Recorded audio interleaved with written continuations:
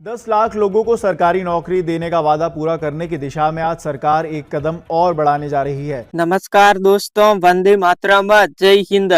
दोस्तों, आपके लिए बहुत ही बड़ी खुशखबरी आ चुकी है। आपको भी सरकारी नौकरी का सपना था, यानी दोस्तों आप भी चाहते थे आपको भी कोई सरकारी नौकरी मिली, तो दोस्तों आपके लिए ये बहुत ही बड़ी खुशखबरी है। यानी दोस्तों सरकारी हॉस्पिटल की नई भर्ती आ चुकी है। आप भी डॉक्टर बनना चाहते हैं, तो दोस्तों अब आपका डॉक्टर बनने का सपना पूरा होने वाला है। यानी दोस्तों सरकारी मेडिकल में नई भर्ती शुरू हो चुकी है और दोस्तों आपको हर महीने 49,000 रुपए की हर महीने सैलरी मिलेगी। जी हाँ दोस्तों, धीरे धीरे आपकी सैलरी में भी बढ़ोतरी होती रहेगी। शुरुआती में आपको 49,000 रुपए की सैलरी मिलेगी और दोस्तों सीधी भर्ती होगी। न तो दोस्तों आपको कोई परीक्षा देनी पड़ेगी, न तो दोस्तों कोई इंटरव्यू देना पड़ेगा। सीधी मिलेगी दोस्तों आपको सरकारी हॉस्पिटल में नौकरी और दोस्तों सीधी ज्वाइनिंग होगी, यानी सीधा ज्वाइनिंग लेटर मिलेगा और दोस्तों आपको नजदीकी पोस्टिंग में मौका मिलेगा। यानी आपको कहीं बाहर जाने की जरूरत नहीं है, आपको अपने नजदीकी में ही मिलेगी नौकरी। आपके घर के पास आपके जिले में जो भी सरकारी हॉस्पिटल है, उसी हॉस्पिटल में आपको मिलेगी सरकारी नौकरी। और दोस्तों आपको इस भर्ती में किस प्रकार से फॉर्म भरना होगा, कौन कौन से दस्तावेज चाहिए होगा और दोस्तों इस भर्ती को आवेदन करने के लिए आपको किस प्रकार से है जो पूरी संपूर्ण जानकारी मैं इसी वीडियो में बताऊंगा। तो दोस्तों इस वीडियो को पूरा देखिएगा और दोस्तों साथ ही दोस्तों इस भर्ती को लेकर सरकार की तरफ से यानी इसकी अंतिम तिथि कब निकाली गई है, उनकी भी दोस्तों संपूर्ण जानकारी जानते हैं। चलो दोस्तों वीडियो को शुरू करते हैं। तो दोस्तों इधर आप देख सकते हैं मैं सरकार की ऑफिशियल वेबसाइट पर आ चुका हूं। यानी दोस्तों रिक्रूटमेंट है वो दोस्तों इधर देख सकती हैं और दोस्तों पोस्ट नाम है वो दोस्तों वर्जन पोस्ट है और नंबर ऑफ वैकेंसी है वो दोस्तों इधर देख सकते हैं 14,149 पोस्ट निकाली गई है। यानी दोस्तों बहुत सारे पदों में आपको मिलेगी सरकारी नौकरी और दोस्तों जॉब टाइप है वो दोस्तों कॉन्ट्रैक्ट बेसिक है और दोस्तों बेसिक सैलरी है वो वर्जन पोस्ट वाइज, यानी दोस्तों पोस्ट के हिसाब से आपको सैलरी मिलेगी। उसके बाद दोस्तों इधर आप देख सकते हैं यानी दोस्तों इस भर्ती में आप नौकरी लेंगी तो दोस्तों इसमें एज लिमिट है यानी आयु सीमा, यानी आयु गणना है वो 1/1/2027, यानी दोस्तों मिनिमम इसकी आयु सीमा है। यानी इधर देख सकते हैं यानी दोस्तों भर्ती 2026 के लिए अभ्यर्थी की न्यूनतम आयु है यानी आयु सीमा वो 21 वर्ष और अधिकतम आयु 40 वर्ष रखी गई है। यानी दोस्तों आपकी आयु है वो 21 वर्ष से लगाकर 40 वर्ष की आपकी आयु होनी चाहिए और दोस्तों जिसके लिए आयु सीमा की गणना से की जाएगी।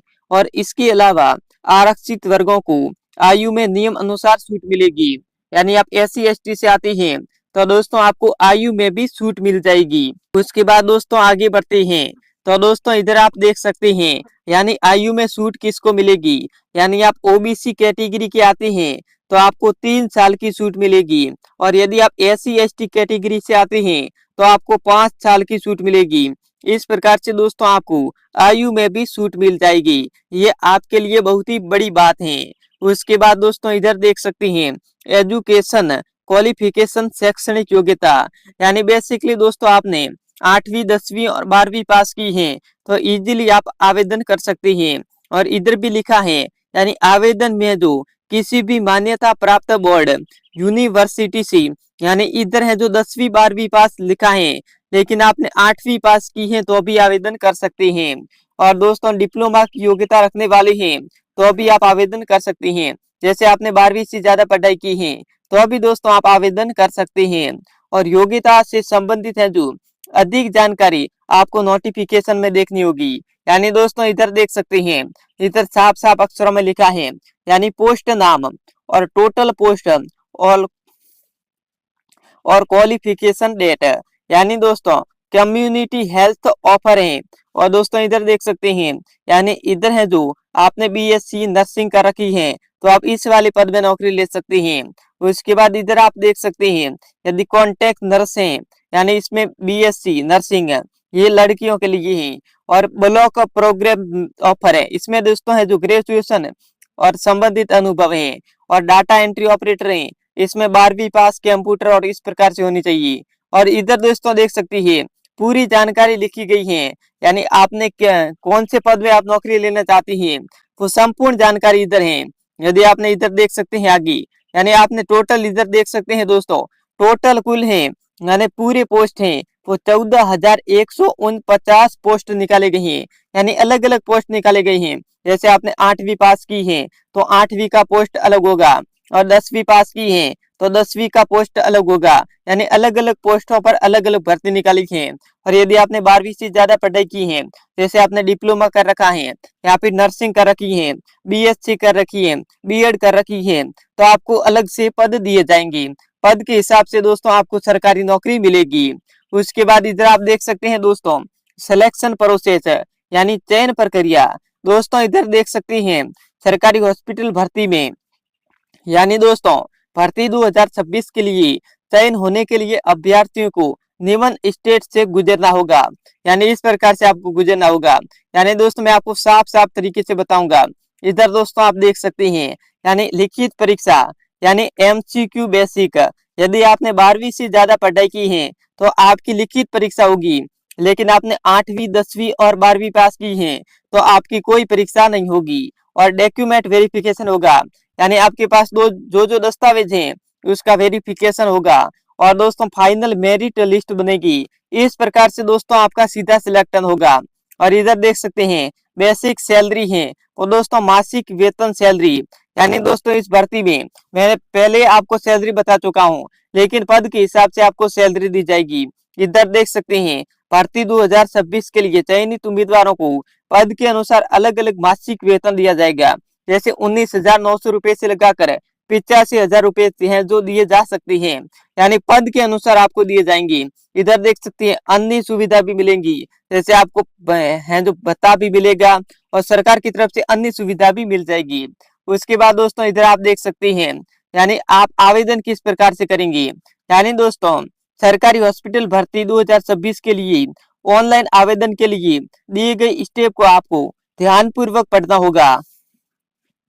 यानी दोस्तों मैं आपको जो बताऊं तो आपको ध्यान से देखना होगा। इधर देख सकते हैं सबसे आपको आधिकारिक वेबसाइट पर जाना होगा, यानी नीचे दी गई आपको लिंक पर आपको क्लिक करना होगा और आप आवेदन कर सकते हैं। आपको लिंक है वो डिस्क्रिप्शन में दे दूंगा। और आवेदन करते समय जरूरी दस्तावेज जैसे दोस्तों मार्कशीट होनी चाहिए, पता विवरण होना चाहिए, अपनी फोटो होनी चाहिए, हस्ताक्षर होना चाहिए और आईडी प्रूफ जैसे आधार कार्ड, पैन कार्ड, इस प्रकार आपके पास दस्तावेज होनी चाहिए। उसके बाद दोस्तों इधर देख सकते हैं यानी इतना होने के बाद आवेदन करने से पहले जो पूर्वावलोकन करना होगा और सभी कॉलम को सावधान पूर्वक आपको भरना होगा। इसके बाद अभ्यर्थी आवेदन फॉर्म में मांगी गई जानकारी दर्ज करेंगी और सभी जानकारी दर्ज करने के बाद आवेदन फॉर्म सबमिट करेंगी। इसके बाद आवेदन का एक प्रिंट आउट जरूर लेना होगा और उसे भविष्य के लिए सुरक्षित रखना होगा। इस प्रकार से दोस्तों आप इजीली आवेदन कर सकते हैं। और दोस्तों इधर देख सकते हैं यानी दोस्तों एप्लीकेशन फी है यानी आवेदन शुल्क, यानी दोस्तों इस भर्ती में आवेदन करने वाले उम्मीदवारों को अपनी श्रेणी के अनुसार निर्धारित आवेदन शुल्क भुगतान करना अनिवार्य होगा। बिना शुल्क दिए आवेदन पूर्ण नहीं माना जाएगा और फॉर्म है वो स्वतः अस्वीकार होगा। इधर देख सकते हैं आपको कितनी फी देनी पड़ेगी। यानी दोस्तों यदि आप सामान्य वर्ग से आते हैं और ओबीसी वर्ग से आते हैं तो आपको 600 रुपये आवेदन फी देनी पड़ेगी। और यदि आप दोस्तों आप एनएससी ओबीसी वर्ग से आते हैं तो आपको 400 रुपये फी देनी पड़ेगी और एससी एसटी को 400 रुपये। और भुगतान का माध्यम है तो शुल्क का भुगतान केवल ऑनलाइन मोड में किया जाएगा। इस प्रकार से दोस्तों आप इजीली आवेदन कर सकते हैं।